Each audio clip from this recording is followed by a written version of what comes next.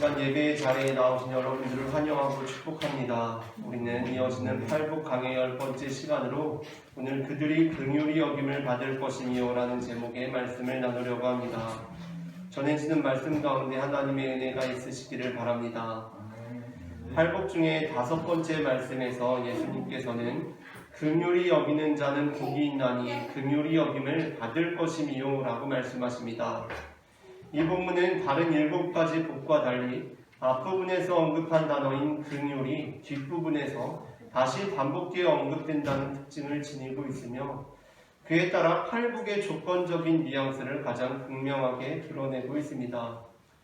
그러니까 마치 우리가 긍휼히 여길 때에야 비로소 우리가 긍휼히 여김을 받을 수 있으리라는 말씀처럼 들린다는 것입니다. 우리는 이러한 뉘앙스의 본문을 예수님께서 가르쳐 주신 기도에서도 살펴볼 수 있습니다. 마태복음에서 예수님께서는 우리에게 기도를 가르쳐 주시고 그 기도에 한마디 말씀을 덧붙이십니다. 그것이 마태복음 6장 14절부터 15절입니다. 다 함께 마태복음 6장 14절부터 15절 말씀을 합독하겠습니다. 너희가 사람의 잘못을 용서하면 너희 하늘 아버지께서도 너희 잘못을 용서하시려니와 너희가 사람의 잘못을 용서하지 아니하면 너희 아버지께서도 너희 잘못을 용서하지 아니하시리라. 아멘. 이 본문을 읽게 될 때 우리가 받게 되는 느낌은 무엇입니까? 우리가 하늘 아버지께 용서함을 받기 위해서는 조건이 있다는 것입니다. 그것은 바로 우리가 사람의 잘못을 용서하는 것입니다. 우리가 사람의 잘못을 용서하면 우리 하늘 아버지께서도 우리의 잘못을 용서하실 것이고 우리가 사람의 잘못을 용서하지 않으면 우리 아버지께서도 우리를 용서하지 않으시리라는 것입니다. 즉 우리가 긍휼히 여기는 자가 될 때에야 비로소 하나님께서 우리를 긍휼히 여기시리라는 것입니다. 그러나 우리는 여기서 팔복의 말씀이 오로지 복으로만 이루어진 말씀이라는 것을 기억해야 합니다. 팔복의 말씀은 예수님께서 오로지 복에 관한 말씀으로 저주와 화에 대한 분량을 덮으신 말씀입니다. 그렇기 때문에 팔복에는 긍휼히 여기지 않는 자는 긍휼히 여김을 받지 못할 것이라는 말씀이 기록되어 있지 않습니다. 이러한 예수님의 의도는 팔복의 말씀, 그 마지막 복에 관하여 다시 선언하시는 부분에서 분명히 드러납니다. 예수님께서는 10절에서 의를 위하여 박해를 받는 자는 복이 있나니 그 천국이 그들의 것임이라 라고 말씀하심으로써 팔복의 말씀을 마치셨습니다. 그런데 이어서 이 8번째 복과 관련하여 다시 한마디 덧붙이십니다. 그런데 거기서 다시 어떻게 말씀하십니까? 11절부터 12절 말씀입니다. 다 함께 마태복음 5장 11절부터 12절 말씀을 합독하겠습니다. 나로 말미암아 너희를 욕하고 박해하고 거짓으로 너희를 거슬러 모든 악한 말을 할 때에는 너희에게 복이 있나니 기뻐하고 즐거워하라. 하늘에서 너희의 상이 큼이라. 너희 전에 있던 선지자들도 이같이 박해하였느니라. 아멘. 유대인들에게는 어떤 말을 하고 메시지를 전할 때 익숙한 틀과 구조가 있습니다. 우리가 찬송을 부를 때에도 앞부분에는 1절, 2절, 3절 이런 것들이 있고 또 그렇게 가사를 다르게 부르고 뒤에는 후렴을 부르고 이런 구조와 틀이 있지 않습니까? 우리가 어떤 노래를 들었는데 이 틀에서 벗어난 노래를 들으면 굉장히 어색하게 느껴지기 마련입니다. 그러한 식으로 유대인들에게는 어떤 말을 하고 메시지를 전할 때에는 어떤 틀과 구조가 있었던 것입니다. 그것은 바로 복에 관한 메시지를 전하면 반드시 뒤에 저주와 화해 메시지가 선언되는 방식이었습니다. 그러니까 복받을 만한 자들에 대한 복이 선포되면 뒤이어서 복을 받지 못할 만한 자들에 대한 화가 선포되어야 합니다. 이것이 유대인들에게 익숙한 구조입니다. 그런데 예수님께서는 그 저주와 화에 대한 분량을 오로지 복으로 덮으신 것입니다. 마지막까지도 나로 말미암아 너희를 욕하고 박해하고 거짓으로 너희를 거슬러 모든 악한 말을 할 때에는 이라면서 그러한 사람들에 대해서 묘사하시고는 어떻게 말씀하십니까? 나로 말미암아 너희를 욕하고 박해하고 거짓으로 너희를 거슬러 모든 악한 말을 하는 자들에게는 화가 있나니 라고 하시는 것이 아니라 나로 말미암아 너희를 욕하고 박해하고 거짓으로 너희를 거슬러 모든 악한 말을 할 때에는 너희에게 복이 있나니 라고 말씀하심으로써 지금 예수님께서 주시고자 하시는 메시지가 무엇인지를 분명하게 나타내고 있다는 것입니다. 그렇다면 마태복음 6장 14절부터 15절에서 주기도문을 예수님께서 말씀하신 후에 너희가 사람의 잘못을 용서하면 너희 하늘 아버지께서도 너희의 잘못을 용서하시려니와 너희가 사람의 잘못을 용서하지 아니하면 너희 아버지께서도 너희 잘못을 용서하지 아니시리라 라는 말씀은 우리가 어떻게 이해해야 하겠습니까? 우리는 마태복음 6장을 읽을 때에 그 산상수훈의 전체적인 맥락에서 마태복음 5장과 관련하여 그 의미를 해석해야 합니다. 마태복음 5장을 마치시면서 예수님께서는 우리에게 원수를 사랑할 것에 대해 말씀하십니다. 마태복음 5장 43절부터 48절입니다. 다 함께 마태복음 5장 43절부터 48절 말씀을 합독하겠습니다. 또 내 이웃을 사랑하고 내 원수를 미워하라 하였다는 것을 너희가 들었으나 나는 너희에게 이르노니 너희 원수를 사랑하며 너희를 박해하는 자를 위하여 기도하라. 이같이 한즉 하늘에 계신 너희 아버지의 아들이 되리니 이는 하나님이 그 해를 악인과 선인에게 비추시며 비를 의로운 자와 불의한 자에게 내려주시니라. 너희가 너희를 사랑하는 자를 사랑하면 무슨 상이 있으리요? 세리도 이같이 아니하느냐? 또 너희가 너희 형제에게만 무난하면 남보다 더하는 것이 무엇이냐? 이방인들도 이같이 아니하느냐? 그러므로 하늘에 계신 너희 아버지의 온전하심과 같이 너희도 온전하라. 아멘. 여기서 예수님께서는 우리가 원수를 사랑하며 우리를 박해하는 자를 위하여 기도해야 하는 이유, 그 근거에 대해서 말씀하십니다. 그 근거는 하나님께서 그렇게 행하시는 분이기 때문입니다. 하나님께서 그렇게 행하시는 분이시기 때문에 우리는 그렇게 함으로써 그분의 자녀가 됩니다. 그러면서 예수님께서는 5장을 어떻게 마치시고 계십니까? 48절입니다. 그러므로 하늘에 계신 너희 아버지의 온전하심과 같이 너희도 온전하라 라고 말씀하십니다. 물론 예수님께서 우리에게 하나님과 같은 수준의 온전함을 요구하신 것이라고 볼 수는 없습니다. 피조물이자 죄인인 우리가 어떻게 창조주이자 완전히 의로우신 하나님과 같은 수준의 온전함을 이룰 수가 있겠습니까? 다만 예수님께서는 우리가 하나님과 같은 방식으로 일치되는 길로 나아가기를 말씀하고 계신 것입니다.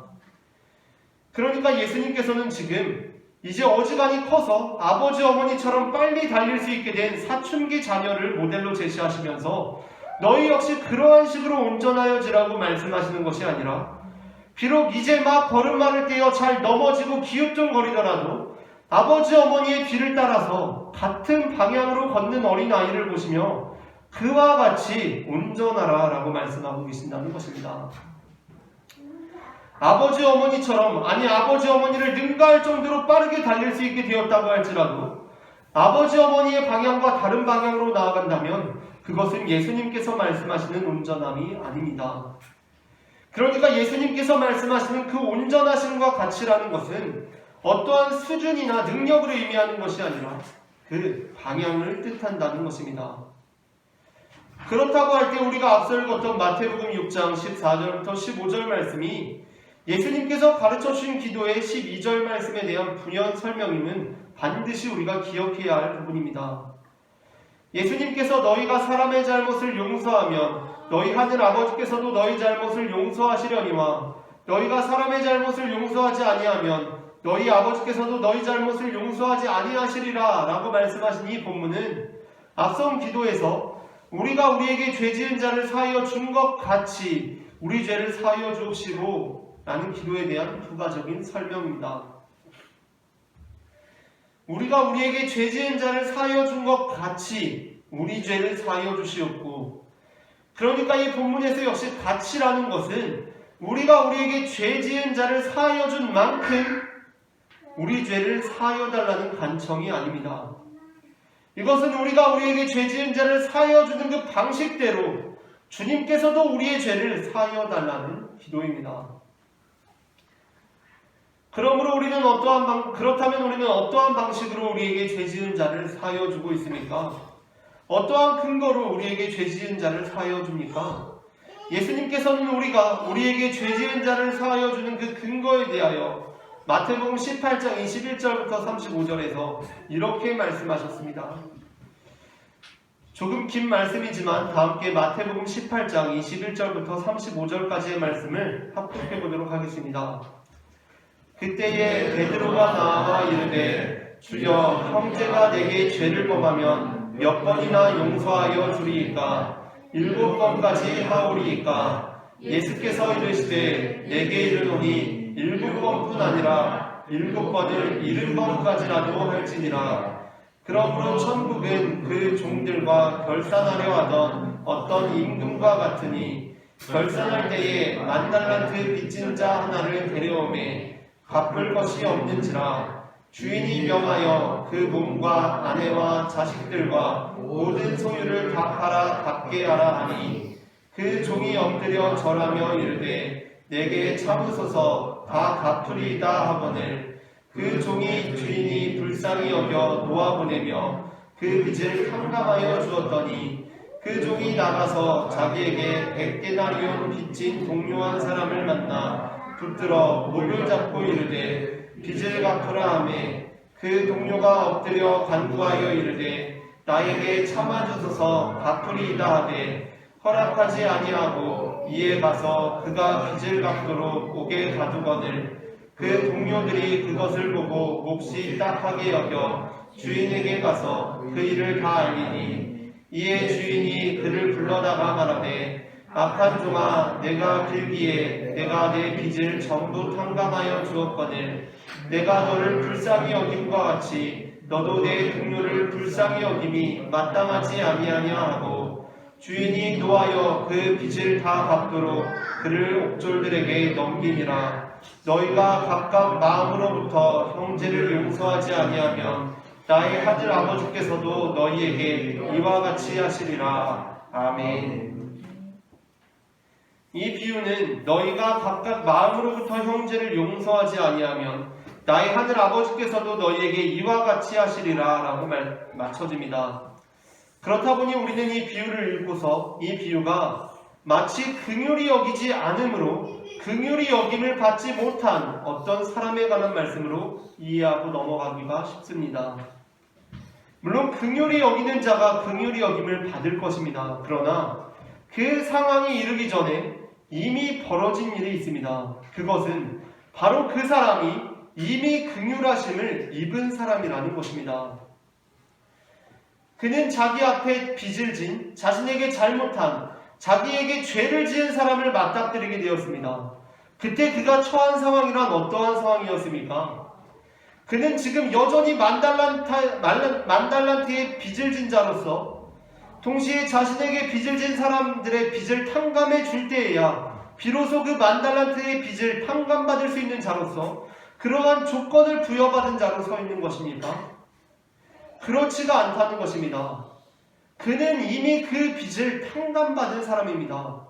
긍휼히 여기는 자는 긍휼히 여김을 받게 되는 복을 경험하게 될 것이지만은 그렇기 때문에 긍휼히 여기는 것이 긍휼히 여김을 받게 되는 조건이 되는 것이 아니라 우리가 이미 받게 된 긍휼히 여기는 근거가 되고 또 그것이 긍휼히 여김을 받게 되는 은혜가 된다는 것입니다.